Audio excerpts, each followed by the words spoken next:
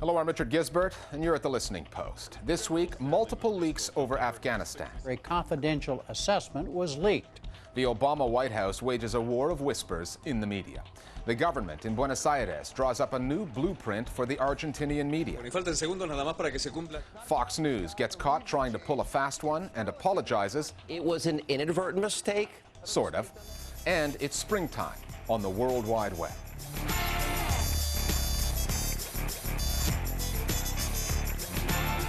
Sometimes, with the media, one needs to read between the lines.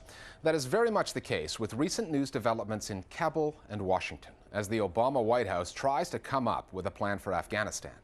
There are clear divisions in Washington between the military and political establishments on whether the U.S. should send in more troops.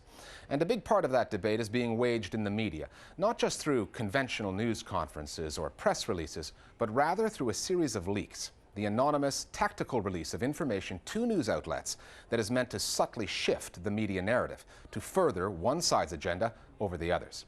Our starting point this week is in Washington. The military men who want more troops, the diplomats and the politicians who are saying not so fast, and the shadowy world of anonymously leaked information that used properly can be far more effective than what gets said on the record. Last night, the Washington Post published to its website something that had been talked about for a long time in D.C., but so far had been kept secret. Washington is a town where these kind of cloak and dagger games go on all the time. It's the top military commander's review of what we're doing in Afghanistan and what we ought to be doing. Right now, the media is playing a tremendous role in the Afghanistan debate. The president has decided not to pull any troops out of Afghanistan. Is the military fed up with President Obama? The administration has lost control of the headlines. Turmoil in Afghanistan. Or at least the Obama administration had lost control of the headlines until recently. Rewind to September 21st. Washington Post reporter Bob Woodward reveals the existence of a classified document, an assessment by General Stanley McChrystal, the U.S. and NATO commander in Afghanistan. The document is 66 pages long, Woodward reports, calls for 40,000 more troops, and warns if that does not happen, the war could be lost. And lost quickly, within the next 12 months.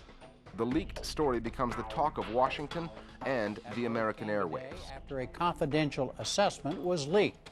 It seems clear to me that whoever leaked the McChrystal assessment was trying to create support for a troop escalation. It definitely catalyzed the debate once that got out there. And since that memo got into the press, we've had this, this war going on in the media. Leaks work because they box in an administration into certain choices. When the press gets a hold of a secret deliberation, it's usually because someone who either wants to block a certain option is trying to leak that out, or someone who's trying to ensure that they end up winning the internal debate has put it forward. If the general did, in fact, leak the document to the Post for that reason, it was working. But the story did not stop there. Are things worse or better than you expected? He went on to make several media appearances talking about the importance of his way of doing it and why that was really the only way. Time does matter.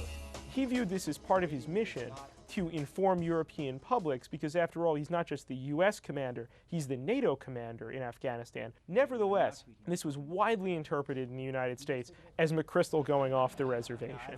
That's a very fair question. We spent an awful lot. Then we got leaks that Hillary Clinton, Secretary Gates of the Defense Department, supported McChrystal, that Joe Biden did not. These were all leaks from warring factions, presumably, within the administration, who wanted to see their policy outcome. Meanwhile, General McChrystal was attracting fire in the media, including from this former U.S. Marine turned war critic. There's no way the president could go forward with a general who chooses to play political games with his commander-in-chief. This wouldn't work at the low level. This shouldn't work at the high level. General McChrystal should be fired. Fast forward 1 week to November 11th, when, to all appearances, the White House fights back. The Washington Post, New York Times, and Los Angeles Times all publish virtually the same story on the same day, attributed to unnamed senior U.S. officials. The story says that Carl Eikenberry, the U.S. ambassador in Kabul, has sent 2 messages to Washington, saying there is no point to committing any more troops to Afghanistan until the U.S. has a more credible and less corrupt partner than President Hamid Karzai's government. Eikenberry is not only the ambassador to Afghanistan, he's a former military man. He can speak to these things with credibility. Most civilians can't really do that.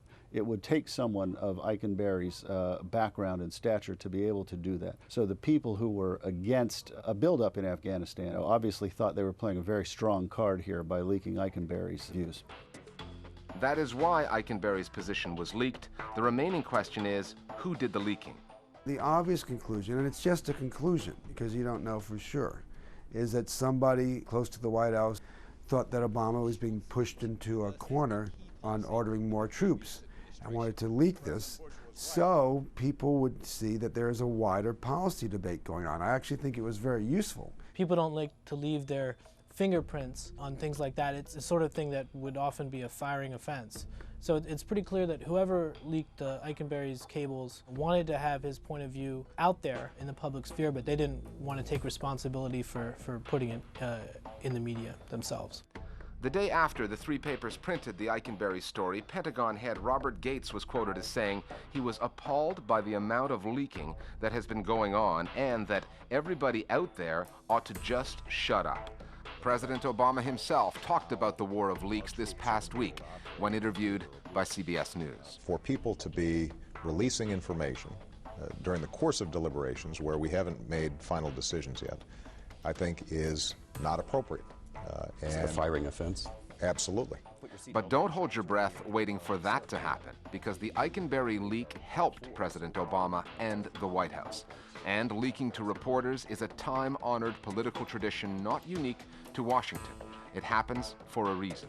Leaking gives the leaker protection. Their identity isn't known, at least outside it's not known. And it enables them to get their argument out there without necessarily having their name to attach to it. The more the public knows, the more the public understands everything that the president is absorbing, the better the chances are that they will back him up on whatever decision he makes. So while Gates and others can say, oh, I hate leaks, da-da-da-da-da, this is actually good for the president and good for the nation. Good for the nation? It would be hard to find a politician, a military man, or a diplomat to confirm that. And if they did, they would probably insist that their comments were kept off the record. Here's how our Global Village voices see the reporting of the political debate on Afghanistan. The political discussion on Afghanistan had shifted from really winning the war to scoring points. The conservative right, under the past administration, which led the war in Afghanistan for 8 years, is now trying to turn the war in Afghanistan into a political battle over President Barack Obama's legitimacy. This is not about winning the war, the debate that's taking place here in the United States. It is about trying to discredit President Barack Obama. It's interesting to watch the media take sides.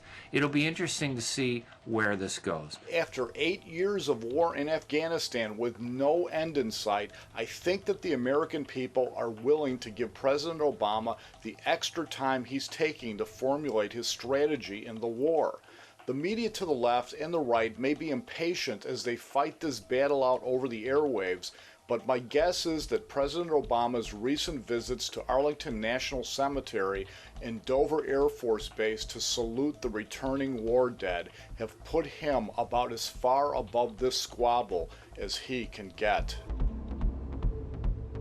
If you'd like to be one of our Global Village voices, there are many ways to let us know. You can go on Facebook and look for the Listening Post page. More than 2,500 viewers have already signed up there. Or you can follow us through Twitter. You can also email us at listeningpost@aljazeera.net. You can even send us a letter and wait. We will let you know via Facebook and Twitter what stories we're working on and how you can add your voice to the mix. Time now for Listening Post News Bites. Iraqi Prime Minister Nouri al-Maliki has won his libel case in an Iraqi court against the UK's Guardian newspaper. Back in April, The Guardian ran a story headlined 6 years after Saddam Hussein, Nouri al-Maliki tightens his grip on Iraq. Its author, Raith Abdul Ahad, said that he met with 3 unnamed government officials who told him the Prime Minister was becoming increasingly autocratic. Al-Maliki sued for libel and was awarded around $86,000 US in damages. The ruling has been criticized by, among others, the Iraqi Union of Journalists. The UK's Foreign Minister, David Miliband, said he was concerned and that, quote, media freedom is vital in any democracy, unquote. 2 convicted killers in Germany are suing the open-source online encyclopedia Wikipedia in order to get information about them and their murder case removed from the site. Back in 1990, Walter Sedlmayr, a German actor, was found murdered in Munich. 2 half-brothers, Wolfgang Wöhrle and Manfred Lauber, were convicted in the case. Both have served their sentences, and they're now demanding that Wikipedia takes down that information since they've paid their debt to society. Wikipedia's German editors have already abided, but the men want their names expunged from the entire site. Free speech advocates such as U.S. lawyer Floyd Abrams argue that could set a dangerous precedent. Abrams said that, quote, once you're in the business of suppressing speech, the quest for more speech to suppress is endless, unquote. U.S. President Barack Obama's town hall meeting in Shanghai, in which he urged the Chinese authorities to stop censoring the internet, got plenty of play in the media outside China. Obama, who harnessed the netroots so effectively during his campaign for the White House, told his audience that, quote, the more freely information flows, the stronger the society becomes, unquote. China has more than 250 million people online and more than 33,000 officials policing the internet. So tweets like this one, Obama says, I'm a big supporter of non-censorship, were hard to find in China. Obama's town hall appearance got limited, heavily edited coverage on Chinese television. Every once in a while, mistakes happen in television news. They're called bloopers. Sometimes news editors make mistakes on purpose. That's called cheating. Jon Stewart of The Daily Show on the American network Comedy Central spotted a beauty on the right-wing Fox News channel recently. The Sean Hannity show on Fox was showing pictures of an anti-Obama demonstration on November 5th. That was fairly small. And then the demo got bigger when the Fox people edited in pictures from another, much larger rally on September 12th. When that clip started, it was a clear fall day in Washington, D.C. Not a cloud in the sky. The leaves have changed. It's well attended but sparse. All of a sudden, the trees turn green again, and it's cloudy, and it looks like thousands and thousands of more people arrived. Having been called out by a comedian, Hannity apologized. It was an inadvertent mistake.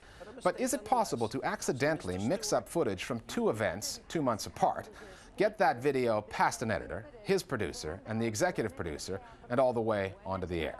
Was it actually inadvertent? Well, to quote one of Fox's favorite on-air slogans, we report, you decide. We're back after the break with a piece on Argentina where the government's determined to break up the biggest media player in the country.